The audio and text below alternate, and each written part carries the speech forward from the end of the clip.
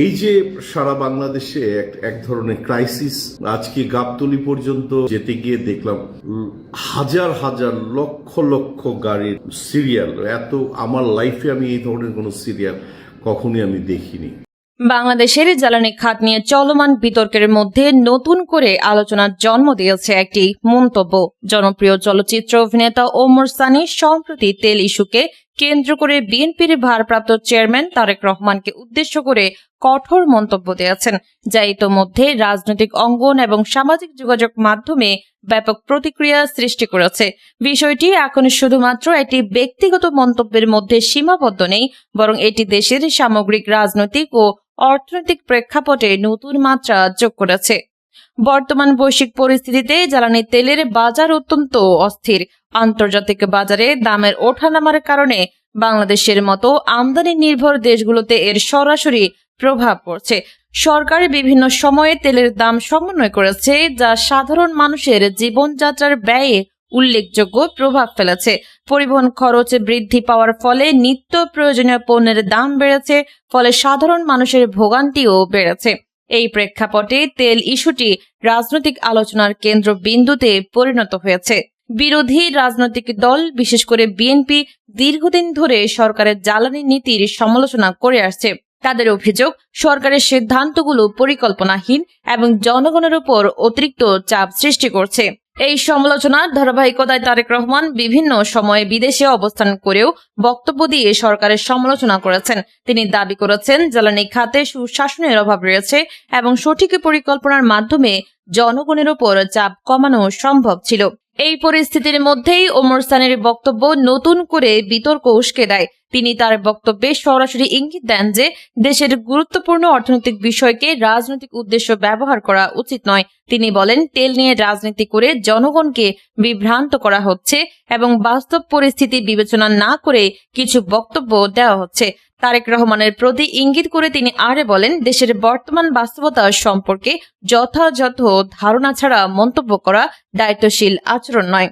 ওমর সানীর এই মন্তব্য দ্রুত সামাজিক যোগাযোগ মাধ্যমে ছড়িয়ে পড়ে। ফেসবুক, ইউটিউব সহ বিভিন্ন প্ল্যাটফর্মে তার বক্তব্য নিয়ে আলোচনা শুরু হয়। অনেকেই তার বক্তব্যকে সমর্থন জানিয়ে বলেন, দেশের স্বার্থে বিভ্রান্তিকর তথ্যের বিরুদ্ধে অবস্থান নেওয়া প্রয়োজন।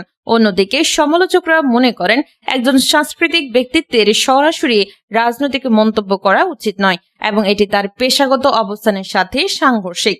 রাজনৈতিক অঙ্গনেও এই মন্তব্যের প্রতিক্রিয়া দেখা গেছে। বিএনপির কিছু নেতা ওমর সানীর বক্তব্যকে অপ্রাসঙ্গিক বলে মন্তব্য করেছেন। তাদের মতে, তিনি রাজনৈতিক উদ্দেশ্য প্রণোদিতভাবে এ ধরনের মন্তব্য করেছেন এবং এটি রাজনৈতিক পরিবেশকে আরো উত্তপ্ত করার চেষ্টা। অন্যদিকে ক্ষমতাসীন দলের সমর্থকরা তার বক্তব্যকে ইতিবাচক হিসেবে দেখছেন এবং মনে করছেন এটি দেশের স্বার্থে একটি প্রয়োজনীয় বক্তব্য। বিশ্লেষকরা বলছেন, বাংলাদেশের প্রেক্ষাপটে তারকাদের রাজনৈতিক মতামত প্রকাশ নতুন কিছু নয়। অতীতেও বিভিন্ন সময়ে সাংস্কৃতিক ব্যক্তিত্বরা রাজনৈতিক বিষয়ে মন্তব্য করেছেন এবং তা নিয়ে বিতর্ক সৃষ্টি হয়েছে। তবে বর্তমান সময়ে সামাজিক যোগাযোগ মাধ্যমের বিস্তারের কারণে এসব মন্তব্য দ্রুত ছড়িয়ে পড়ে এবং তাৎক্ষণিক প্রতিক্রিয়া সৃষ্টি করে, ফলে একটি মন্তব্য বড় ধরনের রাজনৈতিক আলোচনার জন্ম দিতে পারে। তেল ইস্যুর অর্থনৈতিক দিকটি বিশেষভাবে গুরুত্বপূর্ণ। জ্বালানি তেলের দাম বৃদ্ধি পেলে এর প্রভাব দেশের প্রায় সব খাতে পড়ে। কৃষি, শিল্প, পরিবহন সব ক্ষেত্রে খরচ বৃদ্ধি পায়, যার প্রভাব শেষ পর্যন্ত সাধারণ মানুষের ওপর পড়ে। সরকার একদিকে ভর্তুকি দিয়ে পরিস্থিতি সামাল দেওয়ার চেষ্টা করে, অন্যদিকে রাজস্ব ঘাটতি সামলাতে মূল্য সমন্বয় করতে বাধ্য হয়। এই দ্বৈত চাপে সরকার এবং জনগণ উভয় একটি কঠিন অবস্থার মধ্যে পড়ে। এই বাস্তবতার মধ্যে রাজনৈতিক দলগুলো নিজেদের অবস্থান শক্ত করার চেষ্টা করে। তেল ইস্যুতে সরকারের সিদ্ধান্তকে কেন্দ্র করে বিরোধী দলগুলো জনমত গঠনের চেষ্টা করছে। অন্যদিকে সরকারের পক্ষ তাদের নীতির পক্ষে যুক্তি তুলে ধরছে, ফলে বিষয়টি অর্থনৈতিক সীমা ছাড়িয়ে রাজনৈতিক বিতর্কে রূপ নিয়েছে। ওমর সানীর বক্তব্যকে এই বৃহত্তর প্রেক্ষাপটে বিশ্লেষণ করা হলে দেখা যায়, এটি শুধুমাত্র ব্যক্তিগত মতামত নয়, বরং এটি একটি রাজনৈতিক বার্তা হিসেবেও বিবেচিত হতে পারে। তার বক্তব্যের মাধ্যমে তিনি একদিকে রাজনৈতিক সমালোচনার জবাব দেওয়ার চেষ্টা করেছেন, অন্যদিকে জনমতের উপর প্রভাব ফেলতেও ভূমিকা রাখতে পারেন। বিশেষ করে তার মতো জনপ্রিয় ব্যক্তিত্বের বক্তব্য সাধারণ মানুষের মধ্যে দ্রুত ছড়িয়ে পড়ে এবং তার জনমত গঠনে ভূমিকা রাখতে পারে। এদিকে সাধারণ মানুষের মধ্যে এই বিতর্ক নিয়ে মিশ্র প্রতিক্রিয়া দেখা যাচ্ছে। কেউ মনে করছেন দেশের গুরুত্বপূর্ণ বিষয় নিয়ে সবারই কথা বলার অধিকার রয়েছে, আবার কেউ মনে করছেন রাজনৈতিক বিষয়গুলো রাজনৈতিক ব্যক্তিদের মধ্যে সীমাবদ্ধ থাকা উচিত। এই বিভক্ত প্রতিক্রিয়া থেকে বোঝা যায় বিষয়টি কতটা সংবেদনশীল। সামগ্রিকভাবে দেখা যায় তেল ইস্যু এখন বাংলাদেশের রাজনৈতিক ও অর্থনৈতিক আলোচনার একটি কেন্দ্রীয় বিষয় হয়ে উঠেছে। এর সাথে যুক্ত হয়েছে একজন জনপ্রিয় অভিনেতার মন্তব্য, যা বিষয়টিকে আরো আলোচনায় নিয়ে এসেছে।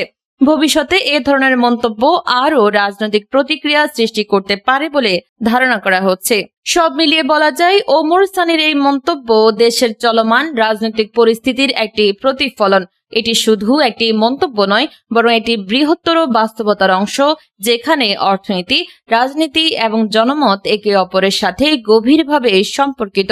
আগামী দিনে এই ইস্যুতে আরও আলোচনা এবং প্রতিক্রিয়া দেখা যেতে পারে, যা দেশের রাজনৈতিক পরিবেশকে আরো প্রভাবিত করতে পারে।